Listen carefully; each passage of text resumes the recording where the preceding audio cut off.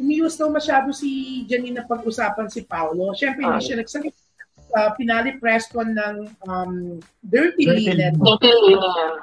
Hiwalay na raw sila ni Paolo Abilino, di ba? Oo, na sinasabi ng mga fans nila, ako daw nagsimula sa blind item dito sa live ng BI ko. Sila nagpakalat nun, no? Sa kare-react nila, blind item yung sa akin. Wala naman ako sinasabi si Janine and Paolo yun, di ba?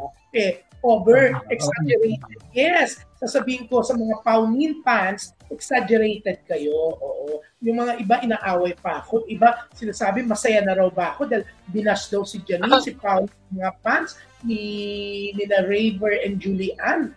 Tanose, makaloka, di ba? Oo, hayaan nyo naman po ang mga ibang artista, ibang mga or ibang mga nalilig na mag-claim din doon sa blind item ko. Hindi naman masyadong i-claim. Oo. Pinangalanan nyo, sinabi nyo pang hindi kayo nakatulog, na-bother kayo, at kung ano-ano pa. Para yung message nyo sa akin. Ako, hindi ko talaga sinasagot yung mga nagme-message sa akin, di ba?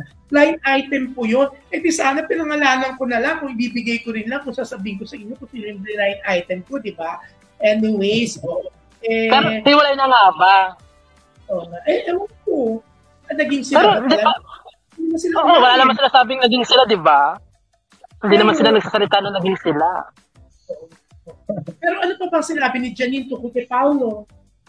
Yes. Ano lang, ang sabi lang niya, happy ako. Happy siya. Yun lang. Tapos bigla na siyang umalis. Actually, nang nabanggit yung pangalan niya. Kasi ang tanong kasi, about the upcoming projects ni Janine. Kung natanong kung makakasama niya ba si Paolo. Pero sabi niya, Dirty Linen po. Tapos sabi niya, we're okay yun. Tapos bigla siyang umalis. Okay. Pero yan, abang-abangan natin kung ano nga ba magiging updates, no? Pero alam ko si Paolo papuntang Europe, si Janine papuntang Amerika para sa show, 2 shows ng Dirty Linen. Diba?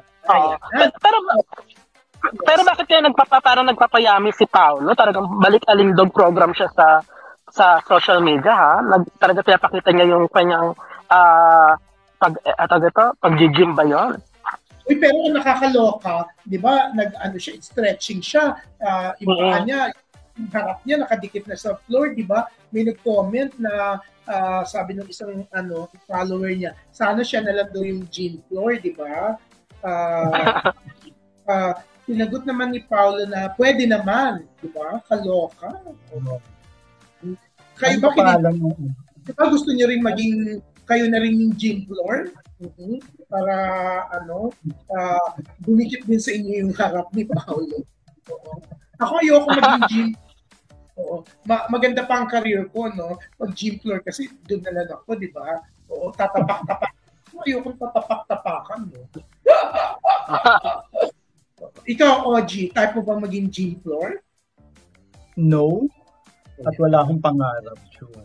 Baka si Big Shata. Yes. Hindi, no? Ayoko, no? Puro pawis.